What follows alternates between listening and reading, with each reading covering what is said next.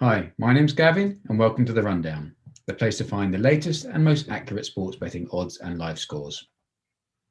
This is the third and final video in a short series about sports arbitrage. The first two covered the maths behind arbitrage, examples from traditional bookmakers and betting exchanges, and now I'll move on to discussing some of the drawbacks, as well as the more cheery subject of where you might find opportunities. On the surface, arbitrage sounds fantastic, often incorrectly described as risk-free betting, where you're seemingly magically making money appear out of thin air. As I mentioned in the first video, I wouldn't be where I am today without it, but there are a number of pitfalls to be aware of before you decide to give it a go. And here are the three most important. Pitfall number one, bank size. It is said that you have to have money to make money. And never has this saying been more accurate than when we consider sports arbitrage. Whilst it isn't unheard of to make 5 or 10% on an ARB, the average percentage return is far lower, perhaps 1%. So for every £1,000 or dollars wagered on an ARB, you might expect to receive a profit of $10. The more money you have, the more opportunities you will be able to bet on, and the higher your stakes can be. But for those just starting out, having a limited bank size is likely to restrict arbitrage to a part-time interest rather than the full-time job. The other money issue concerns the movement of funds. In order to make this work, arbitrage involves using accounts with lots of bookmakers. I myself have opened accounts with over 100 over the years. Unless your bank size is huge, it is simply impossible to maintain a high balance at every single bookmaker.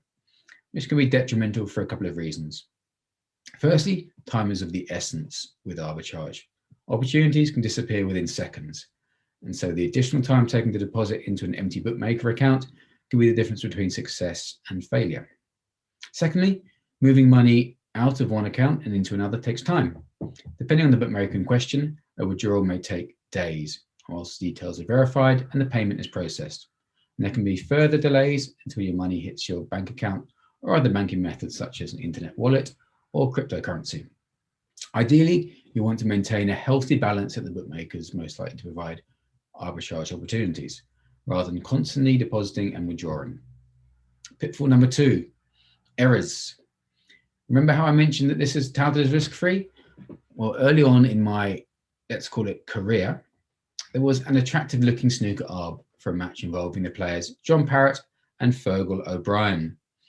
For anyone unfamiliar with snooker, think pool, but with a bigger table and more balls. The percentage return was 2.24%, and I staked a total of £2,150, £1,000 on Parrott, and the remainder on Fergal O'Brien.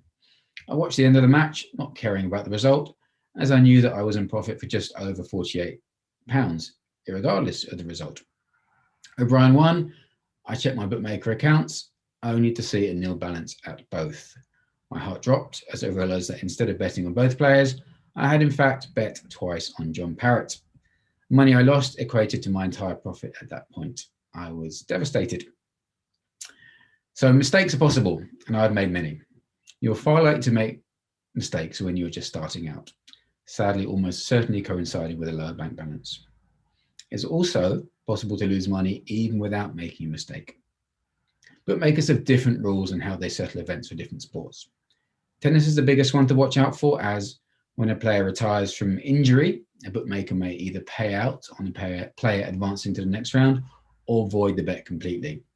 It might also depend on how far the match has progressed, as there are bookmakers that will void all bets if there is a retirement in the first set, but will then pay out once that first set has been completed. Watch out for different rules in different sports. I've experienced losses this way, not only in tennis, but also football, ice hockey, cricket, and boxing, and perhaps many more that I hope to never remember. Pitfall number three, bookmaker behavior. By far the largest barrier is that of bookmaker behavior. Forget the idea of betting on what you want, when you want. Bookmakers hate arbitrage. You see, the bets that you place on arbitrage opportunities are generally good bets, known as value bets, which means that in the long run, you're likely to be winning at bookmakers. In response to this, they are adept at identifying arbors. Unusually large bets are flagged up internally. They use software to spot when users are placing seemingly random bets on obscure events, and there are even experts in the field employed as consultants. Once flagged as an arbor, an account will either have the maximum stake allowed severely restricted, or the account closed completely. Sadly, this is inevitable for almost all accounts. So, enough with the negativity. Where to go if you want to start arbing? Here are 3 options.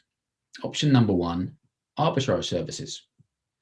There are a number of services that provide arbitrage opportunities. A quick Google will list them, and I'm not interested in promoting them here. A paid subscription will provide a semi-real-time list of bets to be placed, detailing the bookmakers involved, sports, markets, and odds. There are some that will even link you directly to the event in question. Some are better than others, and if interested, then I would recommend taking out a trial to give you an idea of what you can expect. Bear in mind that these services are likely to have hundreds of users all chasing the same opportunities. Option number 2, odds comparison sites. By scouring odds comparison sites, generally for free, you may encounter ARBs. The rundown itself highlights any arbitrage opportunity found in gold, and there are others that will provide a similar service. There may be more legwork involved, but this will be free and provides a great education on when and where such ARBs may arise in the future. It's always better to know where to look rather than relying on a service to tell you. Option number 3, manually. The final way, and not for the uninitiated, is manually, by which I mean looking directly at the bookmakers without using either a service or an odds comparison site. This comes with experience, as you would need to know which bookmakers are likely to offer opportunities on which sports and when. It isn't anything that can be taught, but I will often concentrate on the more unusual markets in big events, such as the Super Bowl. I was able to find dozens of great ARBs last year simply by comparing the odds for the number of yards that each quarterback would throw for between bookmakers. That's all for now. I hope this series has been somewhat interesting. Feel free to leave comments and questions, and don't forget to come and visit our expanding site at The Rundown. Thank you. If you've enjoyed this video, don't forget to hit the thumbs up and subscribe, and please be gamble aware.